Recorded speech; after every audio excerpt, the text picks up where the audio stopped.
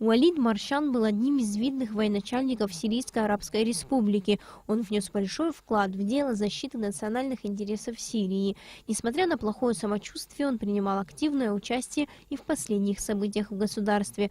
Прожив всю свою жизнь в Сирии, он называл себя истинным абхазом и часто приезжал на историческую родину. Его всегда волновала судьба Абхазии. Близкие друзья Уалида Маршан, которые пришли сегодня в фонд по репатриации, отмечали, что генерал в трудную для Сирии минуту встал на защиту страны, где он родился и вырос, проявил мужество и героизм, которыми издревле славились абхазские войны. Он всего Кавказа, для всего Кавказа был легендарным человеком, легендарная личность Кавказа, Абхазии, Северного Кавказа. Те, которые живут в Сирийской Арабской Республике, кто его не знает, Уалида, такого человека там нет. Уалид был один из соратников Хафиза Асада, где самые сложные места его отправляли туда. Он беспрекословно выполнял свой долг, как мужчина везде. Он себя проявлял, как нужно было.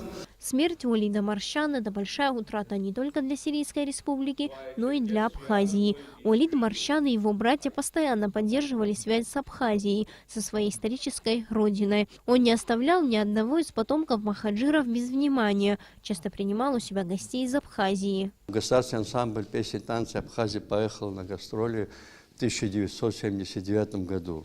Когда мы спустились с трапа, увидели большой плакат по-абхазски «Бжелов Абид Хашфа». Мы были удивлены. И Уалид там был, возглавлял это все, вот эту диаспору, и у нас встретился, мы познакомились, вот там он первый шаг, мы удивились. Такой красивый, симпатичный парень, значит, с такой душой, он весь в слезах. Всех нас обнял, всех нас обцеловал. «Апсу, апсу!» кричал. И он каждый вечер приходил на концерт. Как о необыкновенно добром и отзывчивом человеке говорил о Уалиде Маршан историк Руслан Гожба. Он слышал о нем задолго до того, как ему посчастливилось с ним познакомиться. Руслан Гожба вспоминает день, когда Уалид Маршан впервые приехал в Абхазию.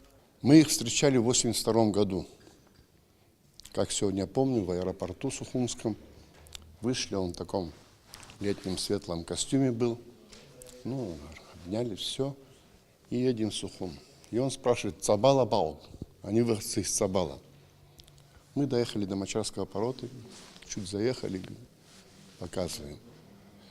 Он так вот вышел, никогда не забуду. Это очень трогательная сцена. Так отжался руками и поцеловал землю. Считай, говорит: теперь поехали в Сухум.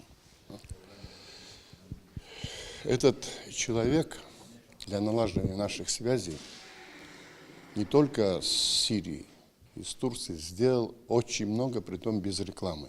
По всей Сирии он был прославлен со своим бесстрашием и мужеством. Ну и вся его Сирия. Уалид Абаза, когда скажет: «О!» Вот так все говорили, удивлялись.